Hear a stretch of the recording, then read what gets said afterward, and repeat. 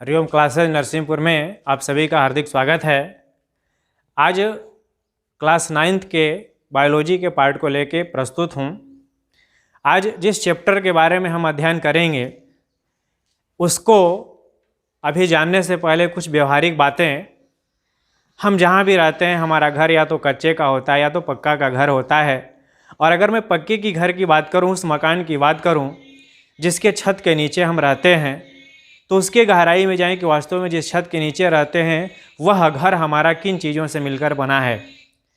तो आप बता सकते हैं कि वो बालू है, ईंट है, सीमेंट, सरिया और तमाम तरह से कंक्रीट मिला करके वो हमारा घर बनता है। लेकिन जहाँ तक उस घर के यूनिट की बात करते हैं, उसकी एक इकाई की बात करते हैं, तो वह हमारा घर छोटी छोटी ईंटों से मिलकर के बना होता है और उन ईंटों के ही माध्यम से एक बहुत बड़ी इमारत खड़ी होती है।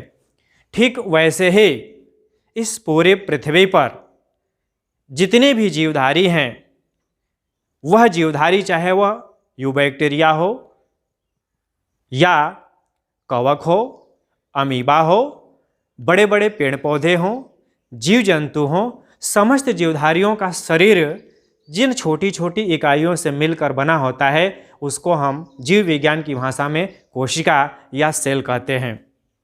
यह ठीक वैसे ही जैसे आप रसायन विज्ञान में पढ़ते हैं कि पदार्थ जिन कणों से मिलकर बना होता है उसको हम परमाणु अर्थात एटम कहते हैं। वह परमाणु जिस तरीके से आपको बताया गया कि उसके अंदर इलेक्ट्रॉन, प्रोटॉन और उसके अन्य कण होते हैं जिनका बारीकी से अध्ययन किया जाता है, ठीक वैसे ही जब जीव विज्ञान की बात करते हैं तो इस जीव विज्ञान के अंतर्गत जीवधारियों का शरीर जिन छोटी इकाइयों से मिलकर बना होता है उसकी एक इकाई को कोशिका कहते हैं। और कोशिका के बारे में जो अध्ययन किया जाता है उसमें बहुत से ऐसे अंग होते हैं, छोटे छोटे कोशिकांग, तो जिनके बारे में हम आगे चर्चा करेंगे। लेकिन आज जो हमारा शब्द निकल करके आया है वह शब्द है कोशिका, जिसको हम सेल कहते हैं। उससे पहले आपने देखा है कि जीवन की मौलिक इकाई, यह हमारे जीवन की मौलिक इकाई है, यह हमारे जीवन की फंडामेंटल यूनिट ऑफ लाइफ।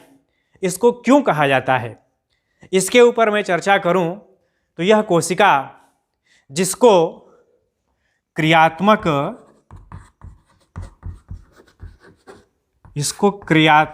एवं संरचनात्मक इकाई इसको कहा जाता है। इसमें दो शब्द आपको मिले, क्रियात्मक जिसको हम फंक्शनल कहेंगे, संरचनात्मक जिसको हम स्ट्रक्चरल कहेंगे। अर्थात यह फंक्शनल और स्ट्रक्चरल यूनिट है हमारे जीवन की। क्यों है? क्योंकि इस क्रियात्मक शब्द का प्रयोग इसलिए किया गया कि इस कोशिका के अंतर्गत हमारे शरीर में होने वाली समस्त जैविक क्रियाएं, जैसे आपका श्वसन है या उत्सर्जन है या पाचन है या जनन आदि अन्य जो भी क्रियाएं हैं, यह सारी क्रियाएं इस कोशिका के अंतर्गत संपन्न होती हैं। तो हम कह सकते हैं कि यह कोशिका एक क्रियात्मक इकाई है। उसके अलावा इस कोशिका के अंतर्गत जो भी हमारी भौतिक, रासायनिक और आनुवंशिक सूचनाएं संग्रहित होती हैं इस कोशिका के अंतर्गत। दूसरा हमारा शब्द है संरचनात्मक। इसको हम संरचनात्मक क्यों कहते हैं, इसको स्ट्रक्चरल क्यों कहते हैं? इसके लिए अगर मैं बात करूं, जैसे शुरू में ही बताया गया कि हमारा शरीर, समस्त जीवधारियों का शरीर जिन छोटी इकाइयों से मिलकर बना होता है उसको हम कोशिका या सेल कहते हैं। तो कोशिका, अगर कोशिका की बात करें तो यह कोशिका आपकी सबसे सर्वप्रथम इकाई हो गई। जब कई कोशिकाएं आपस में मिल जाती हैं, जब छोटी छोटी कोशिकाएं जब आपस में मिलती हैं, यहाँ पर एक कोशिका की बात कर रहे हैं, पहले एक कोशिका है, लेकिन अगर ऐसे ही अगर बहुत सी कोशिकाएं अगर जब आपस में मिल जाती हैं तो ये ऊतक का निर्माण करती हैं जिसको टिश्यू कहते हैं। ठीक वैसे ही जब बहुत से ऊतक आपस में मिलते हैं, जब बहुत से टिश्यू जब आपस में मिल जाते हैं तो यह ऊतक क्या करते हैं, अंग का निर्माण करते हैं जिसको हम ऑर्गेन बोलेंगे। उसके बाद वैसे ही जब कई अंग आपस में मिलते हैं तब जाकर के आपका अंग तंत्र, जिसको हम ऑर्गन सिस्टम कहते हैं, हमारा अंग तंत्र बनता है। जिसमें अगर अंग की बात करें तो आपका यकृत है, हृदय है, फेफड़े हैं और तमाम तरीके से अंग इसमें आएंगे।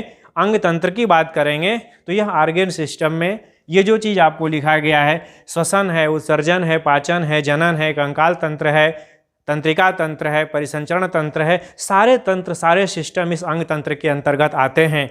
और जब सभी अंग तंत्र मिल करके जब काम करते हैं तब जा कर के एक जीव का शरीर बनता है, जिसको हम कह सकते हैं कि वह जीव है। तो मेरा दूसरा शब्द यहाँ पर था संरचनात्मक, अर्थात यह संरचनात्मक शब्द इसलिए लिया गया है कि यह कोशिका हमारे शरीर की संरचनात्मक इकाई है।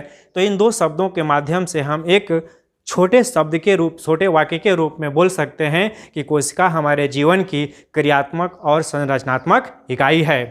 अब इसके बाद हम आगे चर्चा करते हैं। यह तो हो गई कोशिका की बात।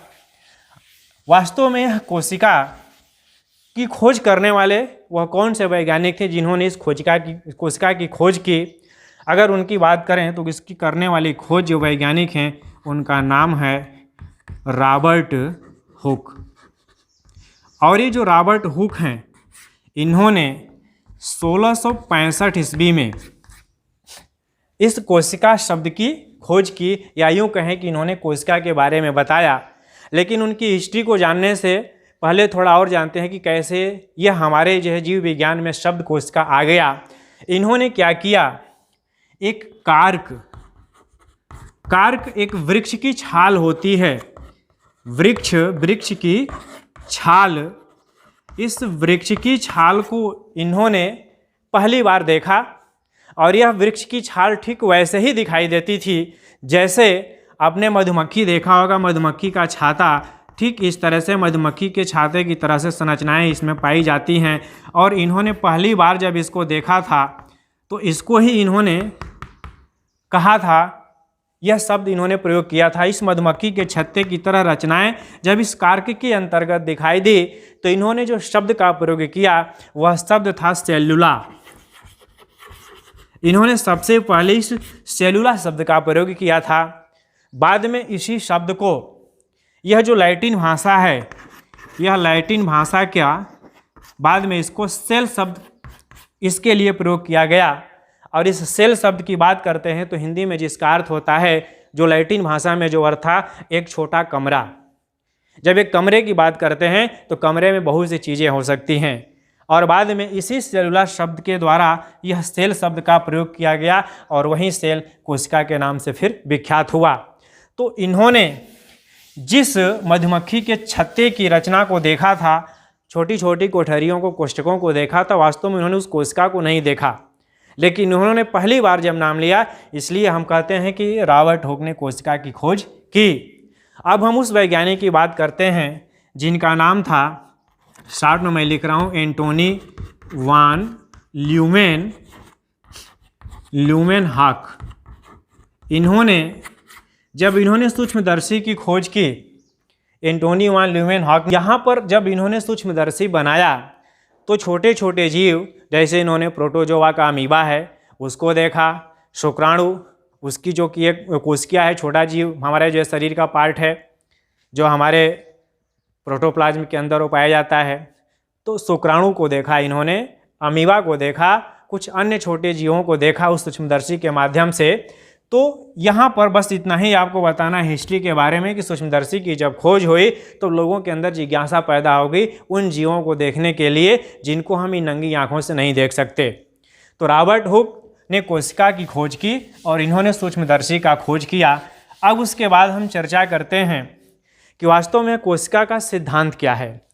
इस कोशिका सिद्धांत की जब बात करते हैं, इस सेल थियरी की बात करते हैं, तो इसमें सबसे बड़ा जो योगदान है, उसमें जो वैज्ञानिक हैं उन वैज्ञानिकों में पहला जो नाम है मैथियस श्लाइडेन, और जो 1839 ईस्वी में, और दूसरा नाम है थियोडोर श्वान। यह 1800, इसको 38 कर लें, और ये 1839 में ये दो वैज्ञानिकों ने कोशिका सिद्धांत, सेल थियरी को प्रस्तुत किया। और इस सेल थियरी में इसके 3 सिद्धांत दिए गए। पहला सिद्धांत यह दिया गया कि हमारा शरीर छोटी छोटी कोशिकाओं से मिलकर के बना है। तो इन्होंने कहा कि कोशिका हमारे शरीर की संरचनात्मक इकाई है। पहला सिद्धांत इनके द्वारा दिया गया कि कोशिका हमारे शरीर की संरचनात्मक इकाई है।